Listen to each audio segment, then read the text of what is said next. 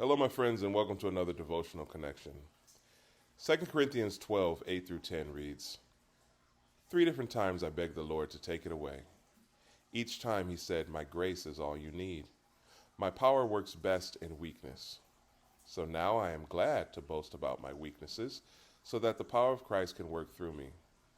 That's why I take pleasure in my weaknesses, and in the insults, hardships, persecutions, and troubles that I suffer for Christ. For when I am weak, then I am strong.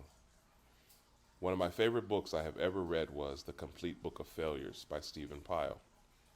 In it are funny but true failures, whether they be incomplete or poorly created monoliths, such as the Leaning Tower of Pisa, which is almost 20 feet out of perpendicular, or the 1957 Ford Edsel that was supposed to be the car of the decade, but was made so poorly there isn't even a record of anyone ever stealing one. Among the many wild, crazy reports are such things as the least successful weather report, the worst computer, the most boring lecture, the worst aircraft, the slowest selling book, the smallest ever audience, the ugliest building ever constructed, the most chaotic wedding ceremony, and some of the worst statements proven wrong by posterity. Some of those statements, for example, were, far too nosy, my dear Mozart, far too many notes. That was from the Emperor Ferdinand after the first performance of The Marriage of Figaro. Or, if Beethoven's Seventh Symphony is not by some means abridged, it will soon fall into disuse. Philip Hale, Boston music critic in 1837. Rembrandt is not to be compared in the painting of character with our extraordinarily gifted English artist, Mr. Rippingille. John Hunt.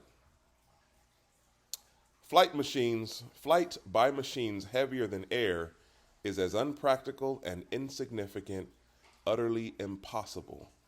Simon Newcomb. We don't like their sound. Groups of guitars are on their way out. That was from the Decca Recording Company when turning down the Beatles in 1962. You will never amount to much. A Munich schoolmaster to Albert Einstein, age 10. On and on it goes. The only thing we can be thankful for when it comes to blowing it is that nobody keeps a record of ours. Or do they?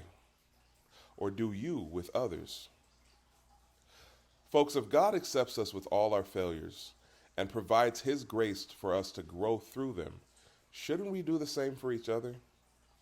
Instead of being upset at someone's weaknesses, how about we look for God's strength in the process, grant them the grace we want God to give us, and support each other as the family of God we're supposed to be?